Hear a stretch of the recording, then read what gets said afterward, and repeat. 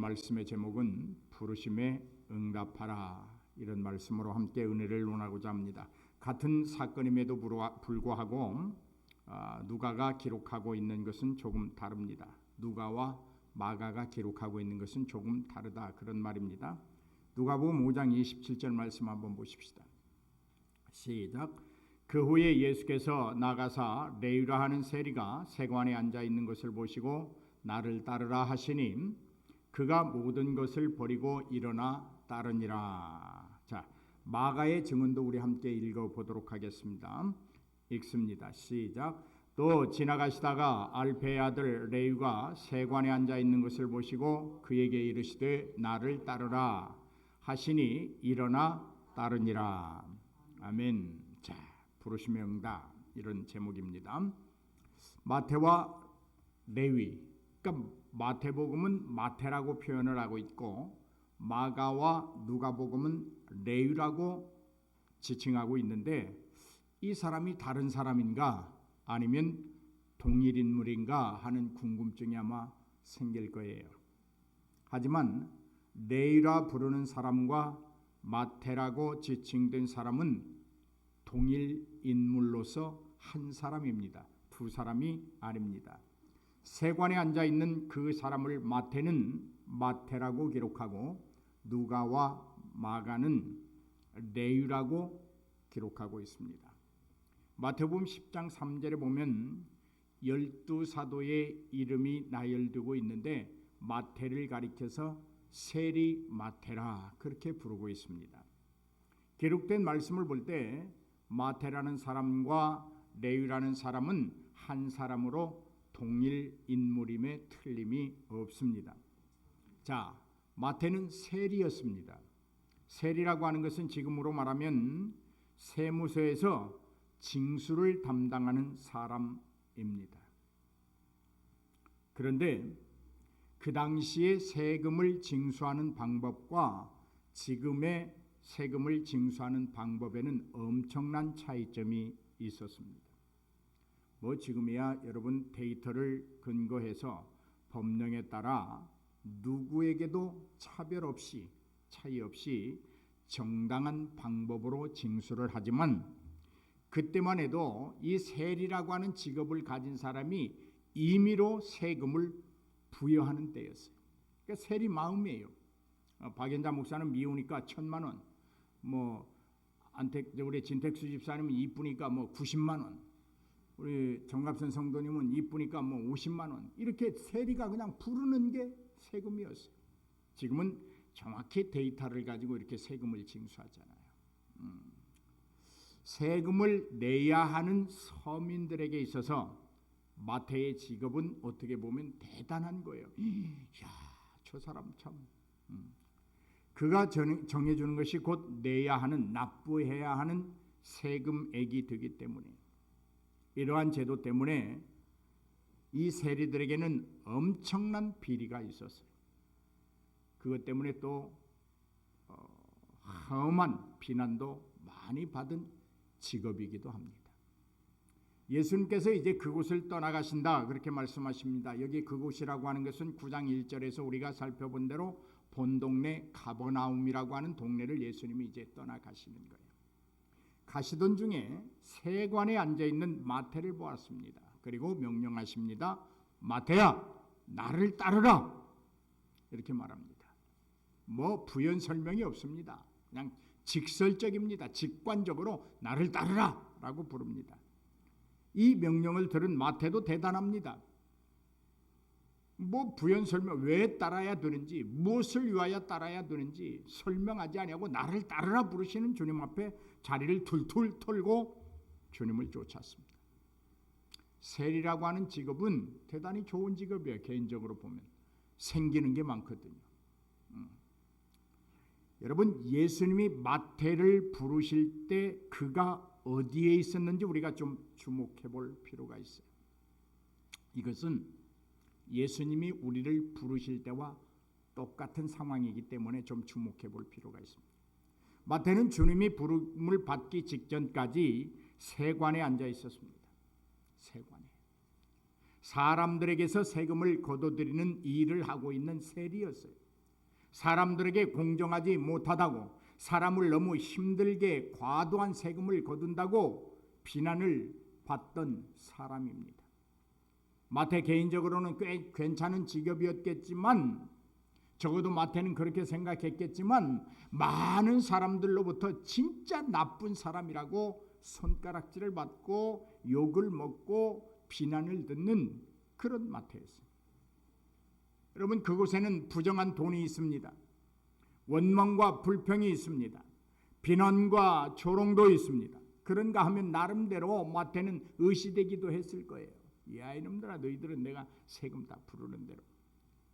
마태 자신에게는 일정한 평안함도 있었을 거예요. 나가서 그렇게 힘든 노동하지 않아도 됩니다. 그냥 세관 앞에 앉아서 지나가는 사람들에게 통행세 받으면 돼요. 너 보따리가 2개야? 2달란트. 뭐 이런 식.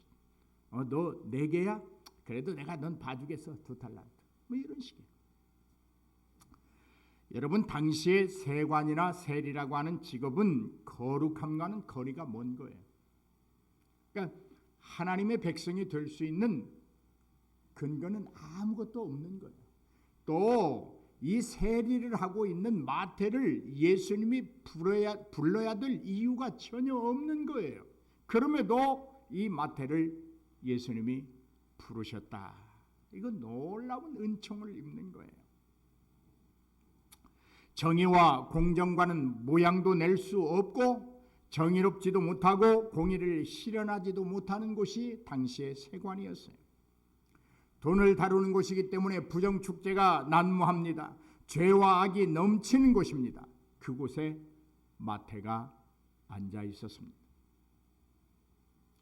여러분, 세리들은 자기에게 주어진 권한을 남용해서 착복하는 사례가 많았어요. 10달란트 받아놓고 5달란트만 받았다고 납부하고 상납하고 5달란트는 자기가 착복하는 이런 일들이 많았어요. 백성들에게 원성을 사는 직업이었어요. 이 세리라고 하는 사람들은 직업상 이교도들이나 아니면 율법적으로 부정한 자, 그렇게 규정돼 있던 사람들이에요. 또 이스라엘을 억압하고 있는 로마의 하수인 노릇을 하는 그런 반역자로 낙인이 찍혀 있던 사람들입니다. 그래서 이 세리는 창기와 같이 분류됐고 이교도와 같이 분류됐고 죄인들과 같은 부류의 취급을 당하는 것이 세리였어요. 그러니까 얼마나 지저분한 삶을 살고 있었는지 우리는 알 수 있어요. 여러분, 이렇게 열악한 환경 속에서 죄와 더불어 살아가고 있는 그 자리에 앉아 있는, 거기서 자기의 삶을 영위해 나가고 있는 이 마태를 예수님이 부르셨다. 예수님은요, 모든 사람을 향해서 내가 저놈을 언제 불러야 나에게 순종할 것인가를 다 알고 계십니다. 그래서 우리 정갑선 성도님도 시운이 넘어서 예수님이 부르신 거예요. 젊어서 불렀으면 안 올 것 같거든요. 그래서 지금 늦다고 생각하지만 지금 부르신 거예요. 예수님은 지금이 최선의 시기라고 생각하셔서 교회로 부르신 줄로 믿습니다. 다시 말해서 아무 때나 부르지 않으시고 순종할 준비가 좀 더 되어 있을 때 부르신다고 하는 말씀입니다. 여기 중요한 사실 하나가 있습니다. 예수님이 마태를 부르실 때는 그가 악한 일을 중단했으니까 불렀고 혹은 포기했으니까 불렀고 그런 거 아니에요. 그가 여전히 악한 일을 하고 있고 그 악한 일을 포기하지 아니하고 착복하고 죄를 저지르고 흉악한 일을 하고 있을 때, 그때 계속해서 그 일을 하고 있을 때 주님이 부르셨다고 하는 사실이에요. 사랑하는 성도 여러분, 하나님의 사랑이 우리가 원함으로 우리에게 임하신 것이 아닙니다. 일방적으로 하나님이 우리에게 당신의 사랑을 나타내 보이시면서 이것이 나의 사랑이라 그렇게 알려주셨어요. 왜요?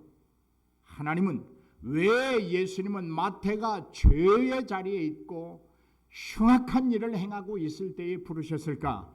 오늘 주님이 말씀 마지막에 그렇게 하시잖아요. 나는 의인을 부르러 오지 않았다. 죄인을 부르러 왔다. 그러므로 우리가 주님 앞에 부름 받았다고 하는 사실은 우리가 죄인이었다고 하는 사실이에요. 부인할 수 없어요. 우리가 예수님 앞에 다 죄인이었기 때문에 부름을 받은 줄로 믿습니다. 그러니까 이것이 얼마나 내가 지금 하나님 앞에 나와 예배하고 있다고 하는 것이 얼마나 감사한 일인지 몰라요. 죄악 가운데 있을 때 불러주셨어요. 하나님의 거룩과는 전혀 상관없이 살아갈 때 나를 부르신 거예요. 그리고 내가 예수님이 나를 부르실 때에 마태가 자리를 털고 일어나 주님을 쫓아갔던 것처럼 예수님이 나를 부르실 때에 내가 응답하고 하나님의 품에 돌아오리라는 걸 아시고 그때 부르심을 받는 그때가 가장 좋은 때라고 여기셔서 부르신 거예요. 할렐루야. 이것이 하나님의 은혜입니다.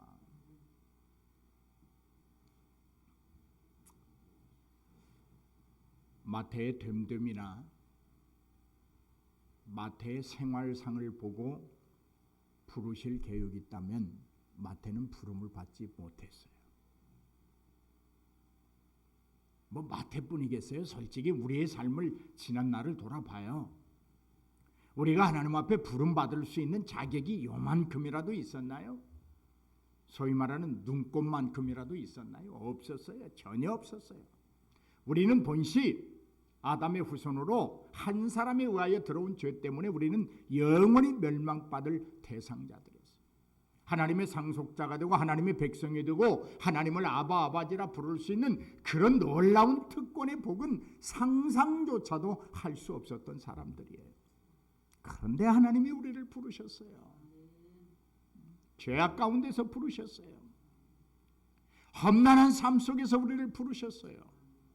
하나님을 모르고 살아가는 영멸을 향해서 달려가고 있는 기관차와 같이 달려가고 있는 우리를 부르셨어요. 그리고 선로를 싹 바꿔주셨어요. 영생의 길로 불러주셨어요. 여러분, 육신적으로 원하는 바만을 따라서 살던 우리들, 광란과 분노의 불길 속에서 온몸이 새카맣게 타버리던 우리들, 지금 하는 일들이 죄악이요 하나님의 마음을 아프게 하고 하나님의 뜻과 의도에서 멀다고 하는 것을 알면서도 여전히 그 일을 하고 있을 때 하나님은 그 죄인들을 부르셨어요.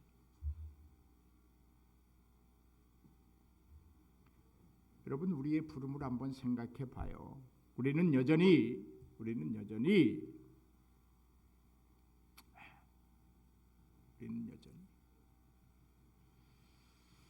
하나님 앞에 죄인이었어요. 죄악 구덩이에 살고 있었어요. 그런데 하나님이 우리를 불러주셨어요. 여러분, 그런데 여기 마태와 마가와 누가가 한 사건을 기록하고 있는데 이 세 사람에게서 다른 점이 있어요. 뭐가 다르냐면 아까 우리가 읽었던 대로 누가복음 5장 27절로 28절에 보면 마태는 그냥 일어나 따랐다 이렇게만 말하고 있는데 누가는 그렇게 하는 예수님의 부름을 받은 그 레위 세리 마태가 모든 것을 버리고 일어나 주님을 따라갔다 그렇게 기록하고 있어요. 모든 것을 버리고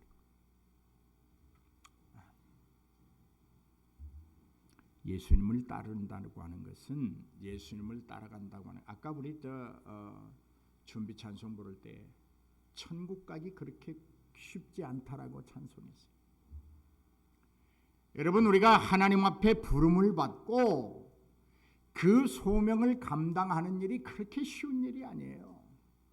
그냥 뭐 집사가 되고 전도사가 되고 준목이 되고 목사가 되었으니까 다 됐다 아니에요. 그때부터 시작이에요.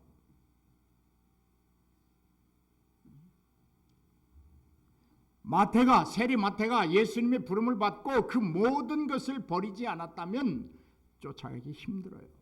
순간적으로 반응할 수 있어요. 알았습니다 할 수 있어요. 그런데 알았습니다 하고 몇 발자국만 주님을 향해 걸어가면 이게 아닌데 라는 생각이 들 거예요. 그런데 마태는 다 버렸어요. 돈도 버렸어요. 세리라고 하는 직업도 버렸어요. 예수님을 따라가는 길이 어떤 길인지 알지 못해요. 어떤 죽음이 그를 기다리고 있을지 알지 못하지만 그분의 부름에 그냥 응답한 거예요. 이것이 없다면 우리가 구원받기 힘들어요. 천국 가기 어려워요. 아직도 내가 남아있고 아직도 나를 앞세우려고 한다고 하면 우리는 소명 감당하기 어렵습니다. 옛 선지자들이나 우리 선배 목사님들, 그 유명하신 목사님들 보세요. 다 자기를 포기했을 때, 그냥 바보가 됐을 때 그 사역을 감당할 수 있는 거예요. 여러분, 하나님의 부르심에는 소명만 있을 뿐이에요. 얘야, 내가 너를 불렀으니까 네 스스로 너를 좀 높여봐. 네가 잘났다고 해봐. 네가 내게 능력 받아서 그 능력을 행사함으로 네가 좀 영광을 누려봐. 그런 값싼 부름이 아니에요. 예수님의 부름은 그런 값싼 부름이 아니에요. 그러라고 우리를 부르신 거 아니에요. 예수와 함께 죽고 예수와 함께 다시 부활해서 하나님의 백성이 되고 하나님으로부터 주어지는 것들을 상속받아 누리는 180도 변화된 사람이 되라고 우리를 부르시는 거예요.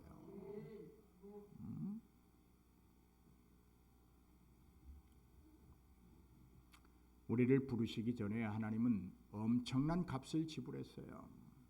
그것은 의아들을 십자가에 못 박아 죽이신 하나님의 사랑입니다. 그 아들의 핏값을 지불하고 우리를 부르신 거예요. 그런데 우리가 뭘 우리 것이 있다고 주장하는 거예요.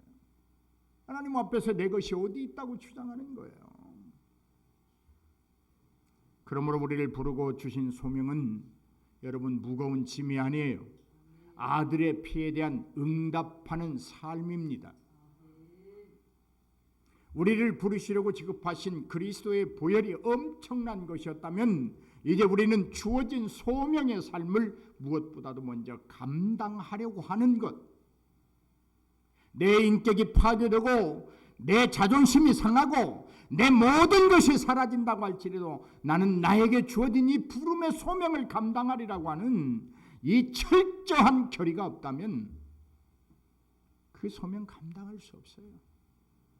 아무리 잘나도 아무리 많이 배워도 아무리 능력이 있어도 그거 다 거짓이에요. 순간적으로 무너져 버리는 거예요.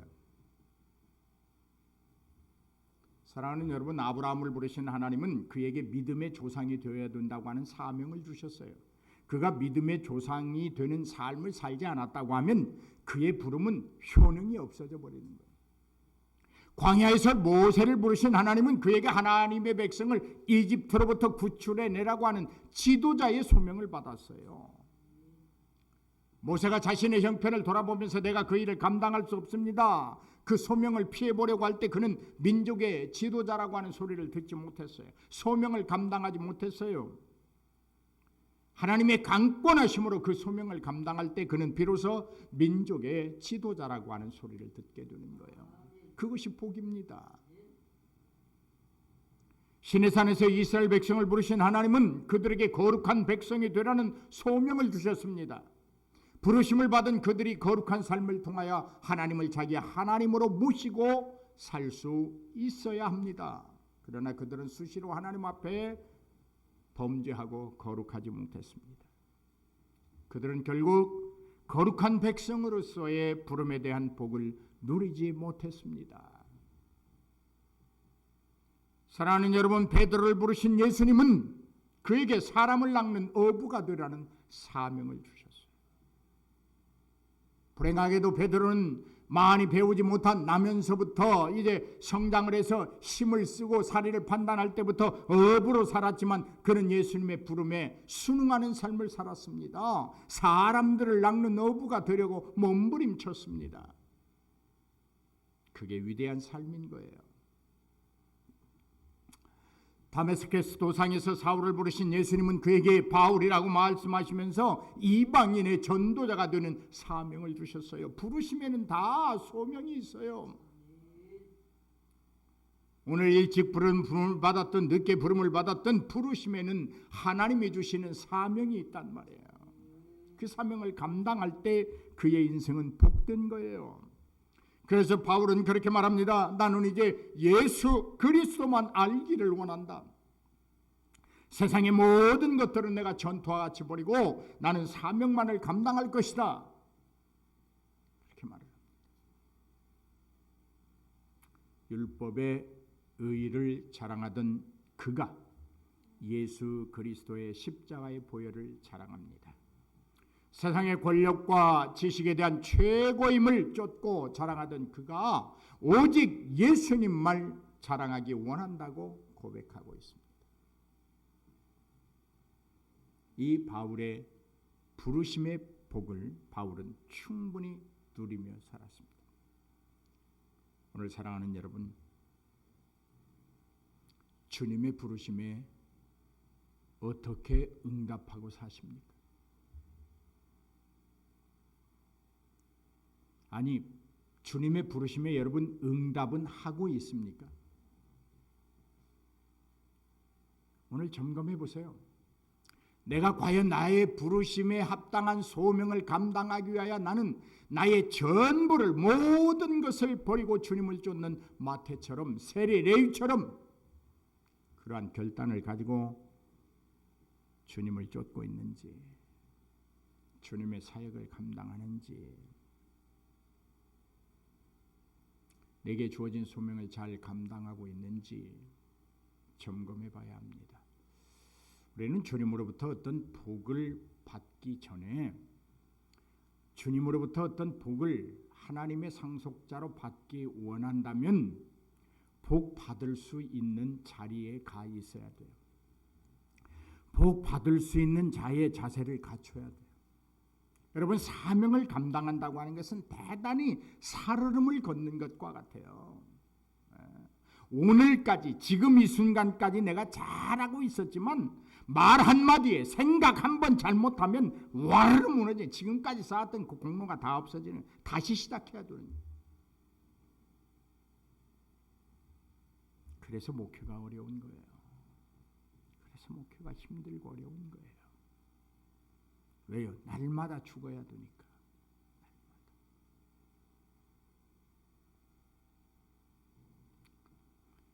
여러분, 우리는 부르심에 대한 그 사명을, 소명을 감당하고 사는 것이 믿는 거예요.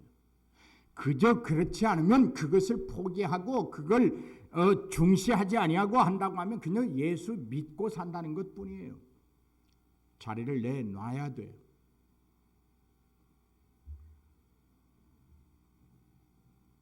하나님의 부르심에 여러분 여전히 그냥 그럭저럭 가시겠습니까? 아니면 반드시 응답하는 삶을 사시겠습니까? 결단하십시오.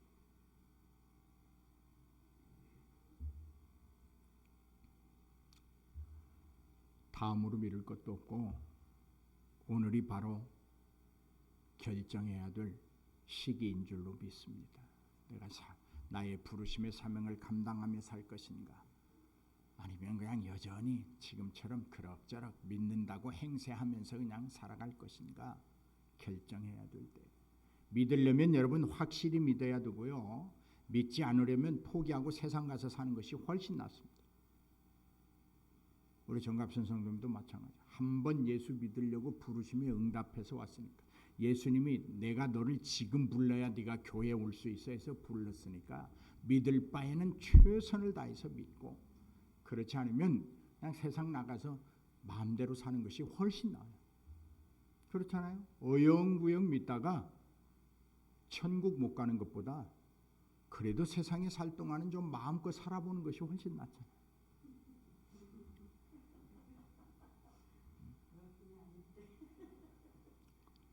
중국에 갔을 때